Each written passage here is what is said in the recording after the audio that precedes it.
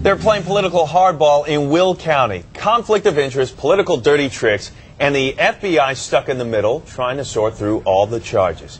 Dane Placco is here with a Fox News investigation into rumors swirling around a local race that's now made its way into the presidential campaign. It's always said that the first casualty of an election time is the truth. Larry Walsh is the chief executive of the Will County Board.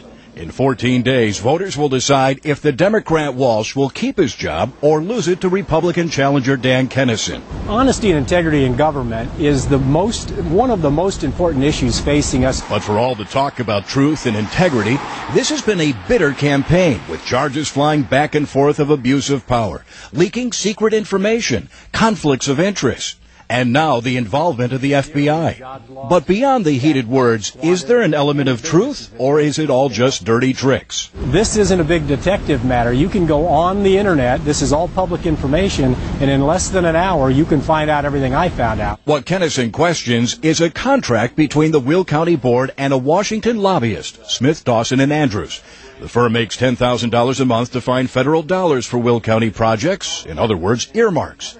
The man who pushed the deal, Walsh's chief of staff, Matt Ryan. Done a spectacular job.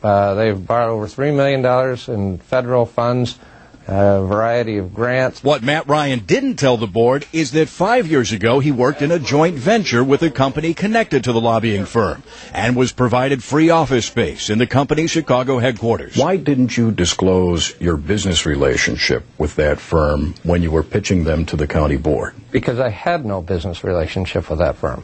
I have never received one nickel in compensation from Smith, Dawson, and Andrews. Ryan says the business never took off, and he never made any money. He says that's why he never told the Will County Board about the connection.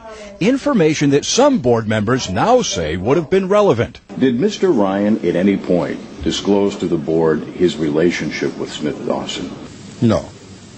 He did not? He did not. Do you think you should have known about it? I think if there's a relationship there, it should have been disclosed, yes. And this is the point where it gets political. The county auditor, a Republican, got a phone tip about Ryan's connection to the lobbyist and launched an investigation.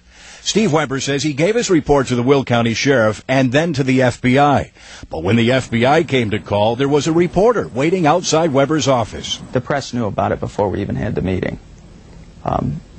We didn't include them in that conversation as to when the meeting was scheduled, but they knew there was a story they were probing around. Then the Washington Times reported inaccurately that FBI agents had raided Walsh's office, a story picked up nationally because Walsh was a good friend of Barack Obama's when both served in the state Senate, and even appeared in Obama's campaign video. A stain that just the fact that the FBI supposedly was investigating me, that stain that has created, is probably unretractable. And Ryan is calling for the state's attorney to investigate the auditor's role in the scandal. I think it's totally politically driven. But Kennison says where there's political smoke, there's fire. I can't even imagine that anyone can look at this and not see the definition of pay-to-play politics and the definition of patronage and everything that people